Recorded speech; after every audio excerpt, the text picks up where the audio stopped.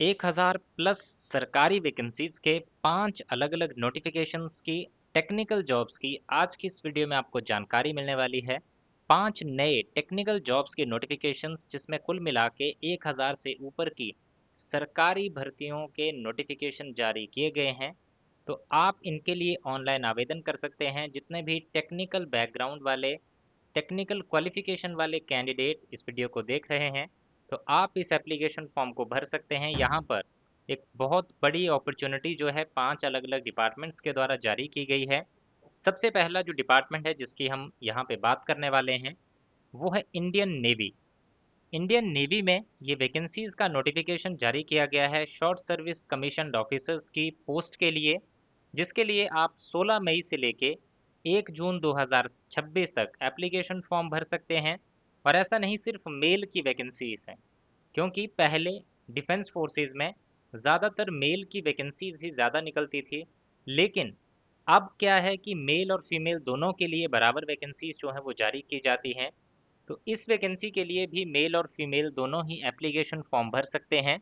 Eligibility क्या मांगी गई है इसमें? 1 जनवरी 2002 से लेके 1 जुलाई 2007 के बीच में एक तो आपकी डेट ऑफ बर्थ होनी चाहिए।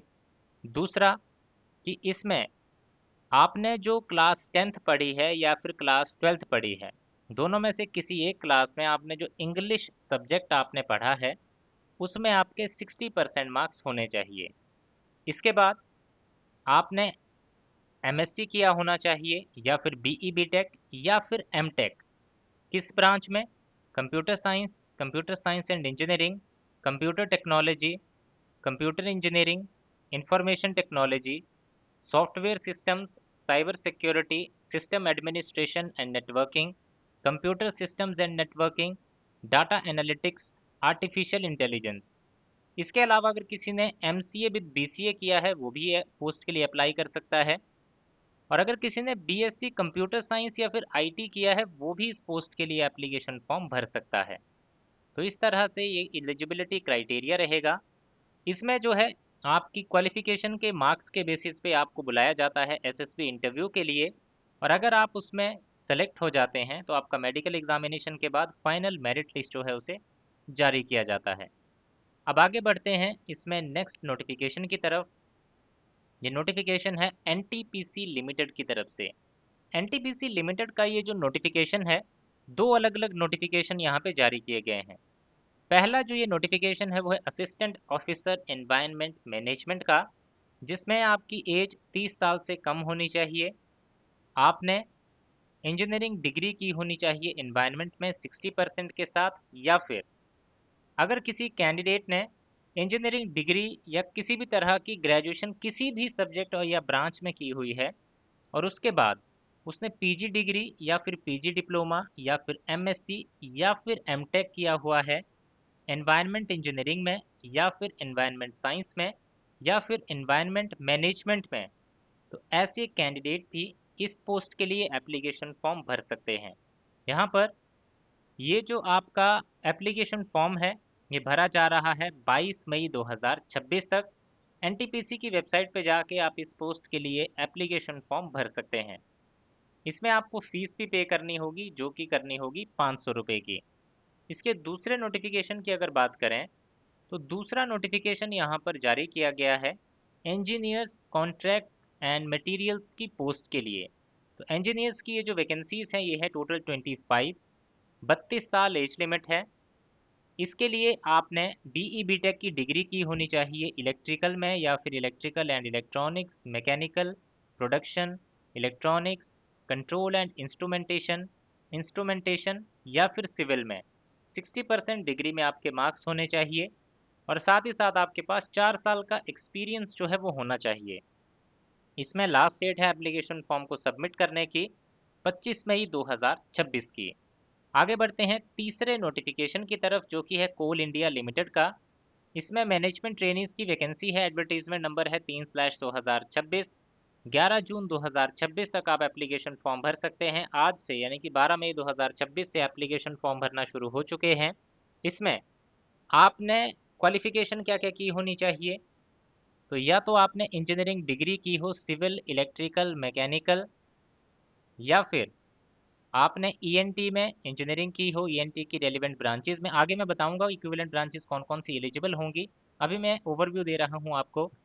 सिस्टम डिसिप्लिन में अप्लाई कर रहे हैं तो आपने बीई बीटेक या बीएससी इंजीनियरिंग की होनी चाहिए, कंप्यूटर साइंस, कंप्यूटर इंजीनियरिंग या आईटी में, या फिर एमसीए किया है तो भी इसके लिए एलिजिबल हैं। जियोलॉजी में MSc MTech geology, applied geology या जियो फिजिक्स या अप्लाइड जियो फिजिक्स में किया होना चाहिए।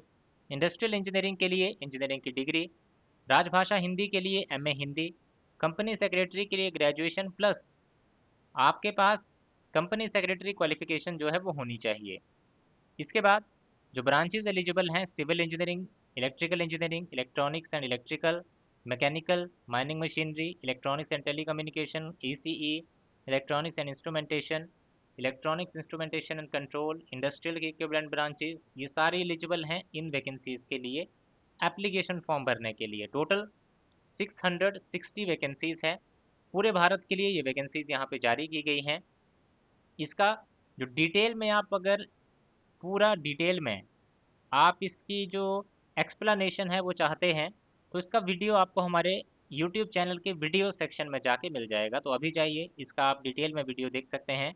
1180 रुपये की एप्लीकेशन फ़ीस लगेगी, 30 साल से एज कम होनी चाहिए, और एप्लीकेशन फॉर्म का लिंक जो है आपको हमारे टेलीग्राम चैनल पे मिल जाएगा, और नोटिफिकेशन पीडीएफ भी आपको हमारे टेलीग्राम चैनल पे, और इसका डिटेल में जो डिस्क्रिप्शन है, जो डिटेल में एक्सप्लेनेशन है, उसका वीडियो हमारे वीडियो सेक्शन में इस यूट्यूब चैनल के पड़ा हुआ है, वहाँ पे जाके आप इसका डिटेल में एक्सप्लेनेशन देख सकते हैं। नेक्स्ट यहाँ पे वीडियो में जो बात करने वाले हैं वो है महानदी कोलफील्ड लिमिटेड की। यहाँ पर जो वैकेंसी है, पहली पोस्ट है असिस्टेंट फोरमैन इलेक्ट्रिकल की जो कि है 150 वैकेंसीज, दूसरी है टेक्नीशियन इलेक्ट्रीशियन की जो कि है 350 वैकेंसीज। इसके लिए डिप्लोमा किया होना चाहिए इलेक्ट्रिकल इंजीनियरिंग का। असिस्टेंट फोरमैन के लिए, टेक्नीशियन के लिए 10th प्लस आईटीआई इलेक्ट्रीशियन में किया हो और 1 साल का ट्रेनिंग या ऑफ जॉब ट्रेनिंग या जॉब प्रैक्टिकल एक्सपीरियंस हो। LT permit under IE rules for mines आपके पास होना चाहिए।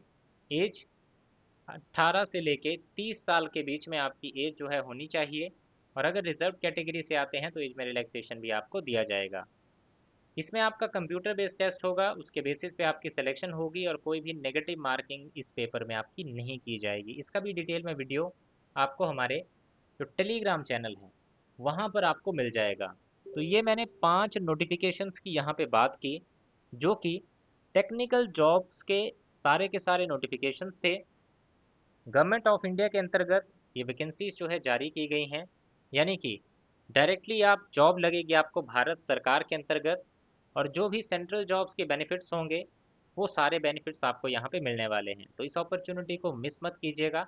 अगर आप टेक्निकल जॉब्स, गवर्नमेंट जॉब्स की तैयारी कर रहे हैं तो इन वैकेंसीज को ज़रूर फिलअप करें जिसके लिए भी आप एलिजिबल हों, और इसमें पूरी मेहनत लगा दें ताकि ये मौका आपसे मिस ना हो पाए, क्योंकि ये जो वैकेंसीज होती हैं ये बार बार नहीं निकलती। ये जो है 2 साल में एक बार या 3 साल में एक बार वैकेंसीज आती हैं, तो ये आपके पास ये भी सोच सकते हैं कि लास्ट अपॉर्चुनिटी होगी। तो यही था इस वीडियो में इन 5 नोटिफिकेशंस के बारे में ओवरऑल इन्फॉर्मेशन। इसके अलावा अगर आपका कोई डाउट हो तो कमेंट सेक्शन में कमेंट करके आप पूरी जानकारी ले सकते हैं।